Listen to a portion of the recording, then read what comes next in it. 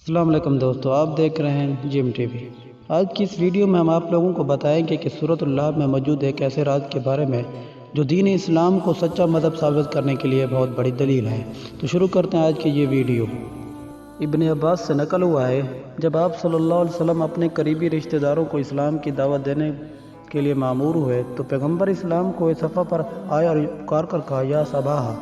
یہ جملہ عرب اس وقت کہتے تھے جب ان پر دشمن کی طرف سے غفلت کی حالت میں حملہ ہو جاتا تھا کہ سب کو باخبر کر دیں اور وہ مقابلہ کے لیے کھڑے ہو جائیں۔ لہذا کوئی شخص یا صباح کہہ کر آواز دیتا تھا۔ صباح کے لفظ کا انتخاب اس وجہ سے کیا جاتا تھا کہ عام طور پر غفلت کی حالت میں حملہ صبح کے وقت کی جاتے تھے۔ مکہ کے لوگوں نے جب یہ صدا سنی تو انہوں نے کہا کہ یہ کون ہے جو فریاد کر رہا ہے؟ کہا گیا کہ محمد صلی اللہ علیہ وسلم ہیں۔ کچھ لوگ آپ صلی اللہ علیہ وسلم کے پاس پہنچے تو آپ صلی اللہ علیہ وسلم نے قبائل عرب کو ان کے نام کے ساتھ پکارا۔ آپ صلی اللہ علیہ وسلم کی آواز پر سب کے سب جمع ہو گئے تو آپ صلی اللہ علیہ وسلم نے ان سے فرمایا، یا مجھے بتلاؤ، اگر میں تمہیں یہ خبر دوں کہ دشمن کے سوار اس پہاڑ کے پیچھے سے حملہ کرنے والے ہیں تو کیا تم میری بات کی تصدیق کرو گے؟ انہوں نے جواب دیا، ہم نے آپ صلی اللہ علیہ وسلم سے کبھی بھی جھوٹ نہیں سنا۔ آپ صلی اللہ علیہ وسلم نے فرمایا، میں تمہیں خدا کے شدید عذاب سے ڈراتا ہوں۔ میں تمہیں توحید کے اقرار کرنے اور بتوں کو ترک کرنے کی دعوت دیتا ہوں۔ جب ابو لہب نے یہ بات سنی تو اس نے کہا، تو ہلاک ہو جائے تو کیا تو نے ہمیں صرف اسی بات کے لیے جمع کیا ہے؟ اس موقع پر یہ صورت نازل ہوئی، اے ابو لہب، تو ہی ہلاک ہو اور تیرے ہاتھ ٹوٹ جائیں، تو ہی ضیاءکار اور ہلاک ہونے والا ہے۔ اس کی مال و دولت اور جو کچھ اس نے کمایا اس نے اسے ہرگز کوئی فائدہ نہیں دیا، وہ اسے عذاب الہی سے نہیں بچائے جائے گا۔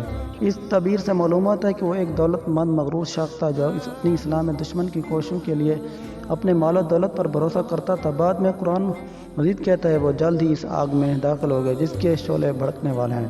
اگر اس کا نام ابو لہب ہے تو اس کے لیے عذاب بھی ابو لہب، یعنی اس کے لیے بھڑکتے ہوئے آگ کے شعلے ہیں۔ ابو لہب کے متعلق قرآن مجید نے یہ پیشگوئی کی کہ ابو لہب کا اصل نام عبد العزیٰ تھا۔ قرآن مجید میں صرف اسی شخص کا نام لے کر اس کی مذمت کی گئی ہے۔ حالانکہ مکہ میں بھی اور بھی ہجرت کے بعد مدینہ میں بھی بہت سے لوگ ایسے تھے جو اسلام اور پیغمبر اسلام کی دعوت میں ابو لہب سے کسی طور پر بھی کم نہ تھے۔ یہ شخص مکہ میں حضور صلی اللہ علیہ وسلم کا سب سے قریبی ہمسایہ اور چچا تھا۔ دونوں گھروں کے درمیان صرف ایک دیوار حائل تھی۔ یہ اور اس کے اہل خانہ نے حضور صلی اللہ علیہ وسلم کو کبھی چین لینے نہیں دیا۔ آپ کبھی نماز پڑھ رہے ہوتے تو بکری کی اوجڑی آپ صلی اللہ علیہ وسلم پر پھینک دیتے، ہنڈیا میں غلاظت ڈال دیتے۔ ابو لہب کی بیوی جمیل کا تو روزانہ کا کسب یہی تھا کہ وہ راتوں کو آپ صلی اللہ علیہ وسلم کے گھر کے دروازے پر خاردار جھاڑیاں لا کر بچھا دیتی تھی تاکہ صبح سویرے جب آپ یا آپ کے بچے باہر نکلے تو کوئی کانٹا پاؤں میں چبھ جائے۔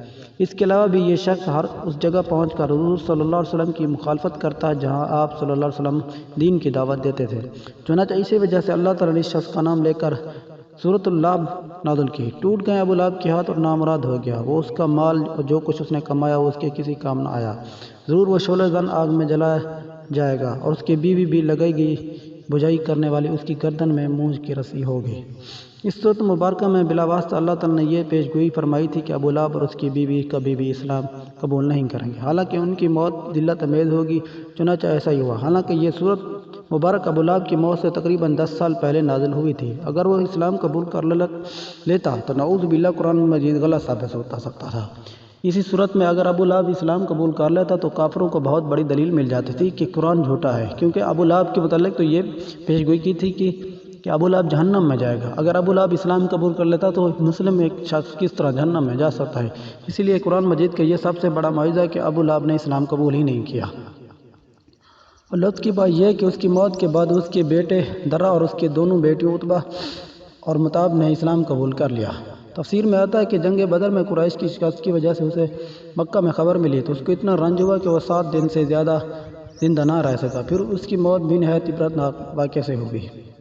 اسے عدسہ کی بیماری ہو گئی جس کی وجہ سے اس کے گھر والوں نے اسے چھوڑ دیا کیونکہ انہیں چھوت لگنے کا ڈر تھا۔ مرنے کے بعد بھی 3 روز تک کوئی اس کے پاس نہ آیا، یہاں تک کہ اس کی لاش سڑ گئی اور اس کی پھولنے لگی۔ آخر کار جب لوگوں نے اس کے بیٹوں کو طعنہ دینے شروع کیے تو ایک روایت ہے کہ انہوں نے کچھ حبشیوں کو اجرت دے کر اس کی لاش اٹھوائی اور انہیں مزدوروں نے دفن کیا، اور دوسری روایت یہ ہے کہ انہوں نے ایک گھڑا کھدوایا اور لکڑی سے اس کی لاش کو دھکیل کر اس سے پھینک دیا اور اوپر سے مٹی ڈال کر اسے ڈھک دیا۔ چنانچہ اللہ تعالیٰ کا قرآن مجید میں یہ فرمان حرف بحرف سچ ثابت ہوا۔ اس کی سچائی کی اور ایک واضح دلیل پیش کی گئی۔ میری نظر میں تو یہ اسلام کی سب سے بڑی دلیل ہے۔ غیر مسلموں کو سمجھنا چاہیے اسلام کی وہ مخالفت کرنے سے پہلے اسلام کو اچھی طرح پڑھ لینا چاہیے کہ اسلام میں کیا دیا گیا اور کیا نہیں دیا گیا۔ قرآن مجید آج کل ہر زبان میں اس کا ترجمہ ہو چکا ہے، اور جو بھی غیر مسلم یا مسلمان کسی اور زبان جو عربی نہیں جانتا پڑھنا چاہتا تو پڑھ لے۔ اگر آپ اسلام کے بارے میں ایسی دلائل اور اسلام کو سچا ثابت کرنے والے دلائل سننا چاہتے ہیں تو ہمارے چینل کو سبسکرائب کریں، ویڈیو کو لائک اینڈ شیئر ضرور کریں۔ Thanks for watching this video. اللہ حافظ۔